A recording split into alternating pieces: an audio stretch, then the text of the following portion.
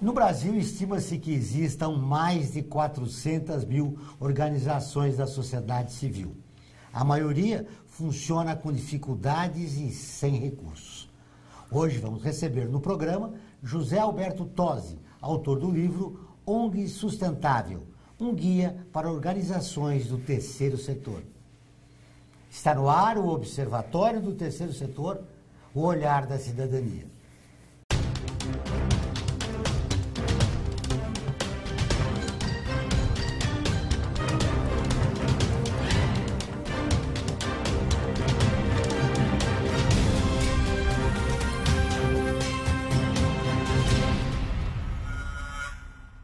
O Observatório do Terceiro Setor mostra pessoas que trabalham para a melhoria da sociedade, além de divulgar e interagir de forma comprometida com as organizações de interesse social. José Alberto Tozzi é formado em Administração de Empresas pela FGV e Ciências Contábeis e MBA Executivo pela Fundação Instituto de Administração, a FIA. Tozzi, seja bem-vindo ao Observatório.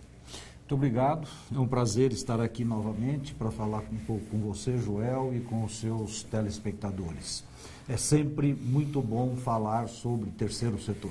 Falando em terceiro setor, este ano foi muito difícil para o terceiro setor. Há uma crise econômica e política no país. A situação das ONGs neste ambiente piora. Sem dúvidas. Aliás, não foi, está sendo, continua sendo um ano muito difícil para as organizações, seja na captação do recurso privado, seja na captação do recurso público. Nós sabemos que toda vez que você tem mudanças na gestão pública, principalmente agora municipal, sempre há um atraso na liberação dos recursos e hoje também sabemos, não é segredo para ninguém, que os órgãos públicos, tanto as prefeituras como o Estado e Federação, estão literalmente quebrados. E aí dificulta realmente a passagem de recursos para as organizações do terceiro setor. No município, o marco regulatório começou em janeiro. Ele veio com uma grande expectativa. Ele está funcionando?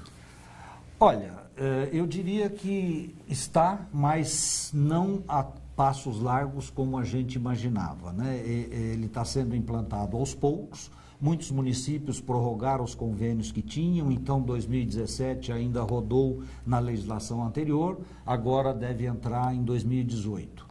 Então, digamos que está sendo implantado progressivamente, mas com alguma dificuldade, principalmente os municípios pequenos, né? Nós sabemos que no Brasil 75% dos municípios brasileiros têm menos de 25 mil habitantes. E aí, esse pessoal, evidentemente, não tem condições e recurso para a implantação deste marco regulatório em toda essa extensão. Eu sempre defendi que ele deveria ser implantado por partes, nos municípios maiores e depois nos menores. Mas veio de uma forma geral e está todo mundo se virando.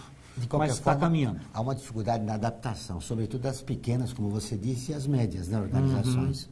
Sem dúvidas. E agora, como você vê o futuro do marco? A legislação, a mudança da legislação seria importante para se adaptar às organizações de interesse social, sobretudo nesse período de crise? Eu acho que o marco regulatório tem pontos bastante positivos. Ele trouxe uma equalização, digamos, da legislação nacional com relação a isso. Acho que ele vai evoluir e isso é muito bom para o terceiro setor, porque traz uma segurança jurídica com relação à utilização dos recursos públicos.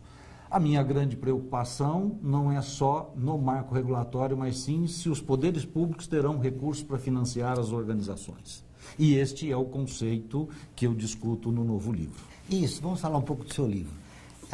Recursos para organizações de interesse social. Claro, novamente falando na crise, diminuíram os recursos. E de que forma as organizações podem funcionar e desenvolver seus projetos com os recursos ainda menores, esse ano e no próximo, né? Então, nós estamos no terceiro setor sofrendo por várias dificuldades. A captação de recurso público, como falamos há pouco, né, com muita dificuldade, não só pela falta de recurso, mas pela Lei 13.019, e a captação de recurso privado também pela redução de receitas de lucro das empresas. Acrescente-se a isso um fato interessante, que hoje uma empresa, quando vai disponibilizar algum recurso, ela faz um edital. E o edital pressupõe que várias organizações participem e só uma leve o recurso. Da mesma forma, a Lei 13.019 define o chamamento público, que nada mais é do que um edital, que também faz uma concorrência entre outras organizações. Então, eu entendo que nós estamos inaugurando, daqui para o futuro, uma tendência de competição pela captação de recursos nas organizações do terceiro setor. E alguns especialistas defendem que recursos não faltam. O que falta é a gestão, uma gestão melhor das organizações para captar esses próprios recursos. Eu acho que existe um pouco de cada uma dessas coisas, né? Realmente as nossas organizações talvez não estejam totalmente preparadas e estruturadas no que eu chamo de gestão profissional por processo de uma organização, que aliás é tema do primeiro livro que já discutimos aqui numa outra oportunidade. Então, realmente as organizações do terceiro setor precisam melhorar na sua forma de apresentar o projeto, de captar o recurso, de apresentar ao investidor social.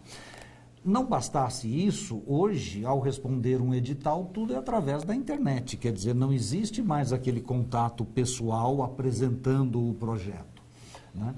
Do outro lado, também há uma escassez de recurso e as empresas estão buscando resultado social.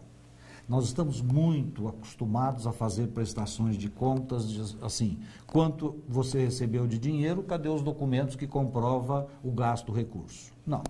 O futuro mostra que nós temos que definir o resultado social. O impacto que esse projeto teve na sociedade. Isso causou na sociedade ou naquela comunidade onde o projeto foi aplicado. Isso é muito importante, porque tendo o resultado, você consegue captar melhor.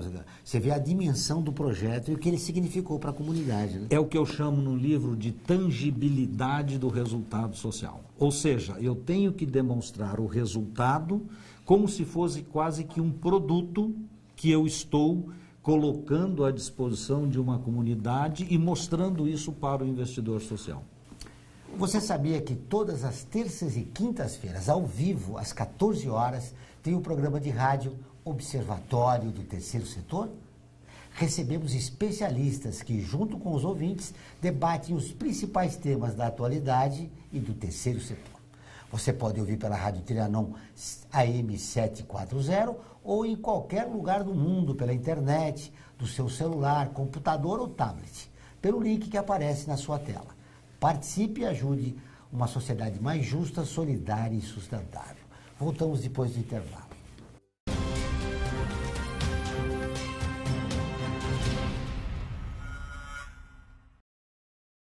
A vida nos traz muitas conquistas, mostrando que todo conhecimento e esforço compensaram em cada detalhe, cada emoção. Estudar na FIA me fez crescer profissionalmente e a conquistar um objetivo maior, que foi a felicidade de ajudar meus filhos numa carreira brilhante. E a FIA compartilha esses sonhos com a melhor estrutura, corpo docente e networking que conduzem ao sucesso e à felicidade. FIA, sua maior conquista. Olá, eu sou Laura Gelbert, da ONU News. Notícias das Nações Unidas e do mundo você acompanha na página e nos programas do Observatório do Terceiro Setor, parceiro da ONU News. E para acompanhar diretamente a ONU News em português, acesse nossa página e redes sociais. Até lá!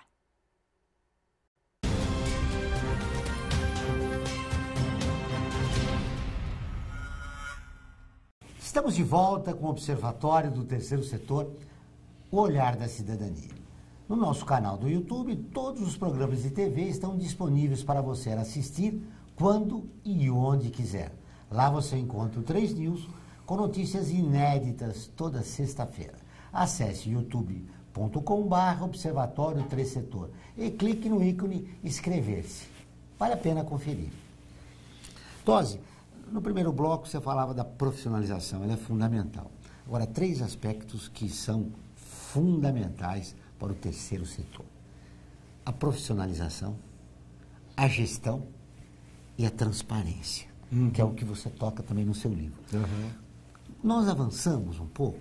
Estamos deixando de lado aquela cultura assistencialista no terceiro setor? Estamos. Felizmente, estamos caminhando nesse sentido. Você observa que não é a maioria das organizações, mas um grande bloco já caminha para esse conceito de profissionalização. A profissionalização leva em consideração, inclusive, a gestão de pessoas. Nós não conseguimos imaginar uma organização profissionalizada se não tiver pessoas competentes. E pessoas competentes significa remuneração. Inclusive, a própria remuneração de diretoria, que é uma coisa ainda um tabu no terceiro setor, discute-se muito. Eu diria que a legislação e as questões legais já dão abertura suficiente para isso, mas na prática a gente ainda tem muita dificuldade na implantação disso. Mas eu não vejo como uma organização possa se tornar altamente sustentável se não passar por uma racionalização de custos, se não passar por uma profissionalização da gestão e, eventualmente, um pouco mais para frente, com a remuneração dos diretores. Há o aspecto também da transparência, que é fundamental hoje. Né? Sem dúvidas. A transparência... A legislação brasileira tem exigido cada vez mais a transparência das organizações do terceiro setor, mas sempre voltada para quem utiliza recurso público. O que eu sempre digo nas minhas palestras, para os alunos, nos meus escritos, transparência é a vontade de informar, de prestar contas da organização, da governança da organização, independente da legislação. E eu tenho observado que isso tem evoluído, né, bastante no terceiro setor, na medida em que, eu sempre digo, se a entidade capta recurso da sociedade e o aplica com resultado social em prol da sociedade, tendo sociedade na entrada, sociedade na saída, não existe caixa preta. Tudo tem que ser absolutamente transparente. A comunicação sempre foi um problema para as organizações de interesse social, inclusive as grandes, né? Que sempre se olham para dentro e não olham para a sociedade. Né? Mas tem novidades, né? O que a gente observa hoje, o marketing digital entrando no terceiro setor e ainda muito recente nas organizações maiores, é um mundo diferente, mas a utilização das redes sociais através do conceito de marketing digital, marketing de conteúdo, inbound marketing, eu acho que tem uma grande evolução daí para frente, não só na divulgação dos resultados sociais, na divulgação das prestações de contas, mas inclusive na captação de recursos. Falando em dificuldades, que dificuldades você vê no terceiro setor para ele começar a se profissionalizar a médio prazo? Olha, uma é a questão da formação das pessoas, do treinamento. A outra, a remuneração, mas quando eu digo remuneração, de todo o grupo, inclusive a própria diretoria, né? Metodologias de processo e gestão, porque as nossas organizações ainda estão muito acostumadas a investir na atividade fim e pouco na atividade meio. E uma coisa que me incomoda muito é que eu treino muito gestor de organização. No treinamento tudo parece ótimo, tudo funciona. Quando chega na organização não implanta aquilo que foi discutido. Ou às vezes por falta de tempo, ou às vezes por causa de pressão ou resistência interna dentro da organização. É necessário uma mudança cultural. Sem dúvidas, sem dúvidas. Mas eu entendo, até isso está escrito no livro, que se nós não fizermos uma mudança cultural no terceiro setor no futuro próximo, nós teremos sérias dificuldades de sobrevivência e sustentabilidade. Esse é um processo de adaptação que as organizações têm que fazer, é necessário, né, para o processo e para a sua própria evolução. E também um relacionamento com a comunidade, com a sociedade em geral. A comunicação ainda é um desafio, né, para o terceiro setor. Muito, sem dúvidas, porque ainda, como você disse, o pessoal está muito fechado em si mesmo, sem colocar isso para a sociedade como um todo. Mas eu vejo a grande diferença, como eu falava, a utilização do marketing digital. Quer dizer, a partir do momento que você divulga para a sociedade aquilo que você faz, aquilo que é o conhecimento da organização, você tende a segmentar esse mercado com aquelas pessoas que serão fiéis àquela causa. E aí a coisa vai ficar um pouco diferente do que a gente faz hoje. Diante da situação, esse é o seu segundo livro, né? É. Esse segundo motivou um processo como consultor, como professor, e ele veio também para contribuir nesse novo processo que está acontecendo no terceiro setor. No primeiro, como nós discutimos numa outra oportunidade, eu estava preocupado mais com a estruturação dos processos, com a gestão profissional. E aí eu fiquei muito incomodado, e ainda continuo incomodado, com a seguinte questão. Qual vai ser o futuro do terceiro setor em termos de sobrevivência, em termos de captação de recursos? Será que o modelo que nós temos hoje, de captar recurso público, recurso privado e recurso de pessoa física, vai sobreviver por muito tempo? Ou nós teremos modelos diferentes de financiamento da missão ou das organizações da sociedade civil? E é isso que eu procuro responder no livro. O que é ideal, Tosi? Você não depender só de verba governamental, de doações, fazer um mix dessas duas coisas. Se você fosse dizer para os gestores das ONGs que estão nos assistindo, qual é a maneira ideal para você criar uma sustentabilidade na sua organização? Você usou um termo que é, vamos dizer, o mais presente no novo livro, dependência. As organizações hoje no Brasil têm uma dependência muito grande de recurso público e de recurso privado de pessoas jurídicas. E uma das grandes preocupações é que esses recursos são colocados nas organizações por projeto. E quando termina um projeto, você não tem segurança de que ele vai ter continuidade. Então, para tudo até renovar. E isto é um problema sério para a gestão das organizações, porque os custos continuam acontecendo. Se o dinheiro para de entrar, de onde vem o dinheiro para pagar esse custo, que é um custo fixo e que tem continuidade? Então, a grande preocupação minha é que, se eu fico na dependência de recurso público e privado, e agora há pouco falamos da competição e falamos da dificuldade do poder público, a entidade ela tem o seu poder de barganha reduzidíssimo. Quer dizer, na verdade, ela fica de pires na mão, tentando captar um projeto para dar continuidade à sua missão. E se ela não consegue, ela não vai conseguir executar o projeto. Então, para mim, essa grande preocupação que eu coloco no livro é esse poder de barganha.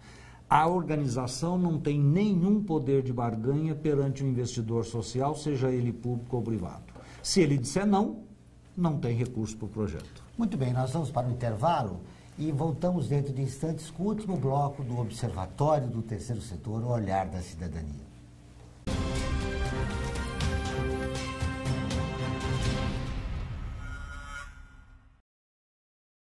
A FUNASP colabora com a USP nas relações entre fundações por meio de fóruns, simpósios, seminários, pesquisas e intercâmbio de informações, além do seu investimento na área social.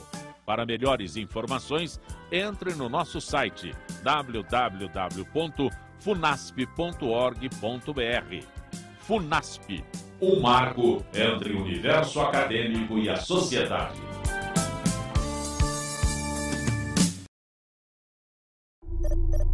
Internacionalizar a economia afeta o seu emprego? Para onde vai o Brasil? Ter opinião sem análise é só repetição. Repetição, repetição, repetição, repetição, repetição, repetição, repetição, repetição. Informação é importante. Análise é fundamental. Le Monde Diplomatique Brasil. Independente e crítico.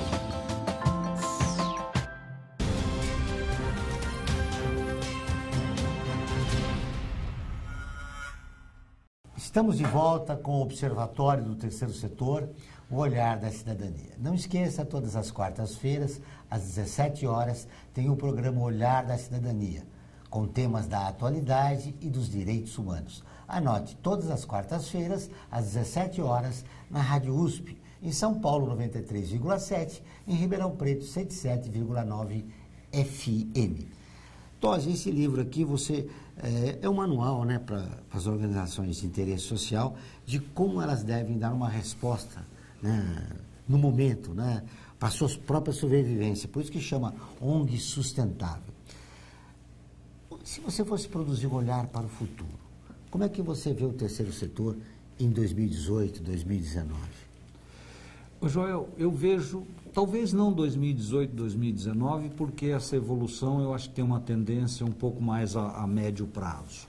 Mas eu vejo o terceiro setor ideal como um sonho de gerar a sua própria renda.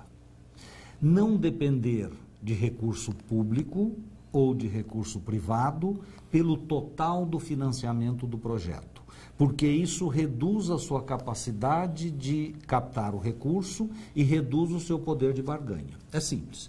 Imagine que eu vá captar um projeto de R$500 mil, seja no poder público ou privado. Terei dificuldade porque é um volume significativo.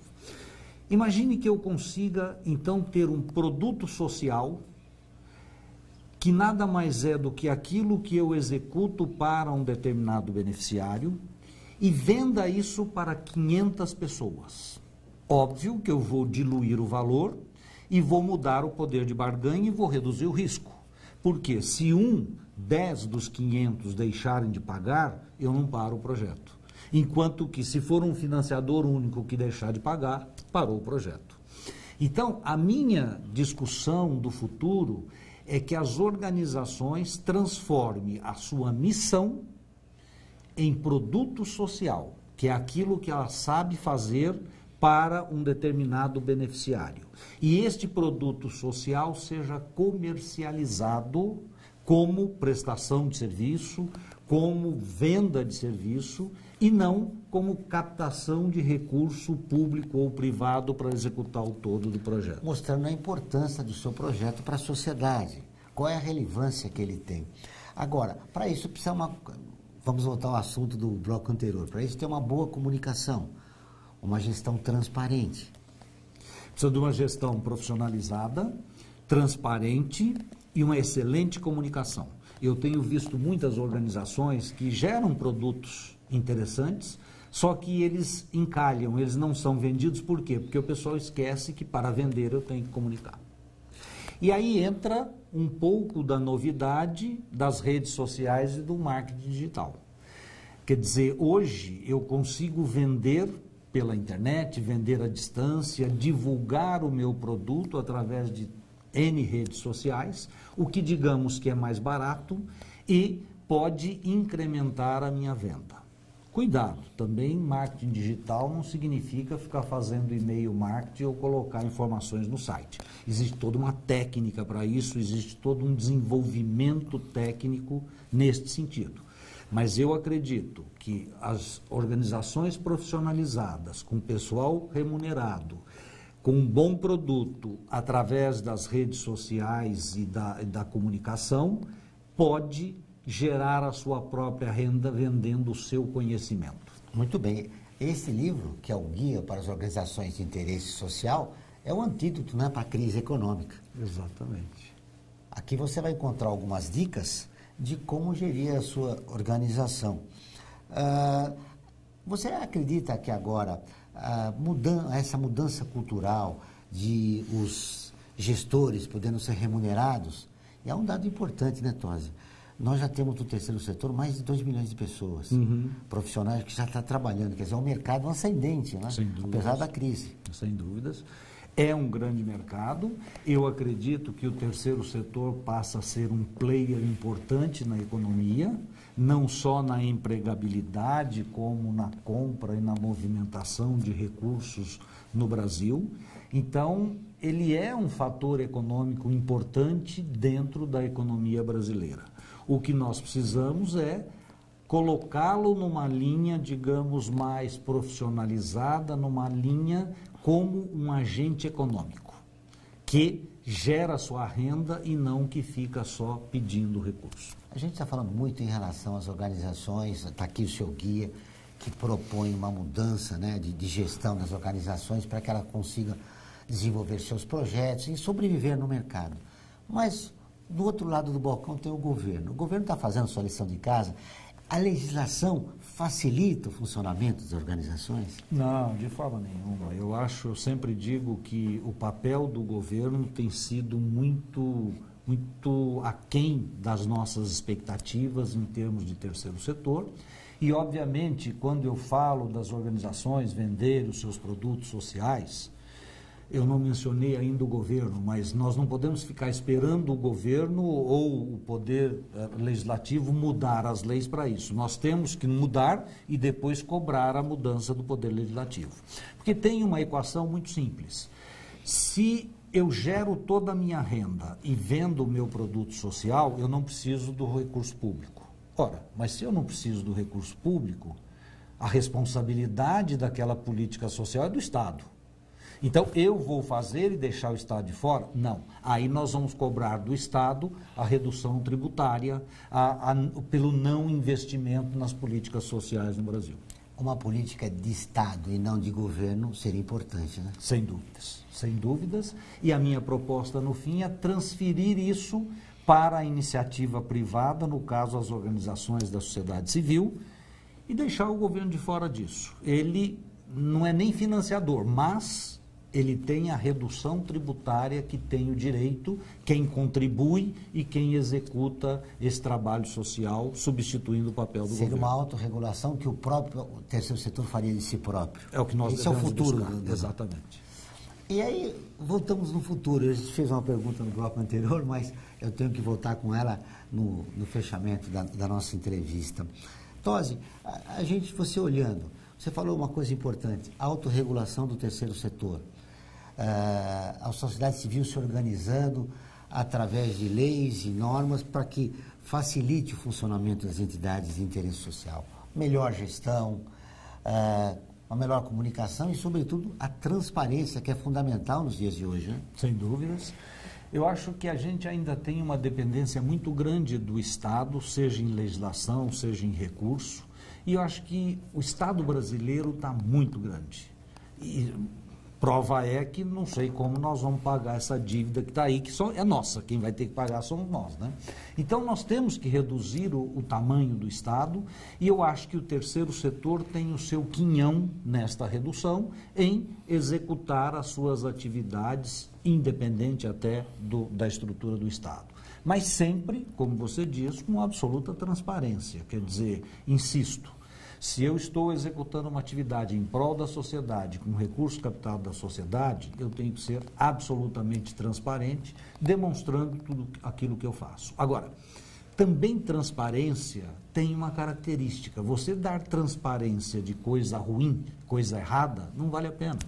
Então, eu preciso dar transparência do resultado social, da evolução que eu consegui, do impacto que o projeto conseguiu perante aquela comunidade.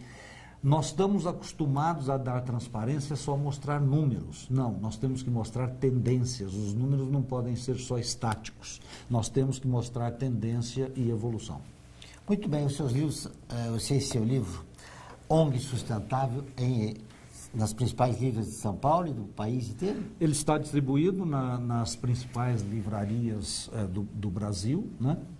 Também é possível comprar pela internet, acessando o site da Saraiva, da Cultura, da Amazon, e também é possível comprar por e-book.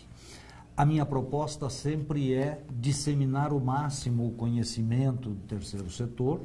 Então, eu espero que eu tenha uma abrangência nacional com esse livro, como foi o SOS da ONG e como são os meus artigos e palestras. Eu só gostaria de fazer um convite também para você, que eu tenho feito toda semana uma live, uma transmissão ao vivo pelo Facebook, discutindo um assunto sobre a profissionalização da gestão do terceiro setor.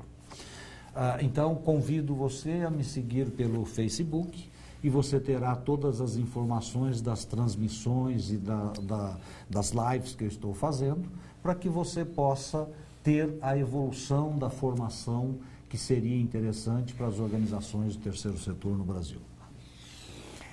O programa do Observatório do Terceiro Setor dessa semana fica por aqui. Mas para continuar nos acompanhando, acesse o nosso portal observatorioterceirsetor.org.br. Participe e fique por dentro das novidades do terceiro setor e do mundo. Lembrando que o Observatório do Terceiro Setor está presente em mais de 40 países e atinge mais de 1 milhão de pessoas todos os meses. Voltaremos na próxima semana com o Observatório do Terceiro Setor, o olhar da cidadania. Até o próximo programa.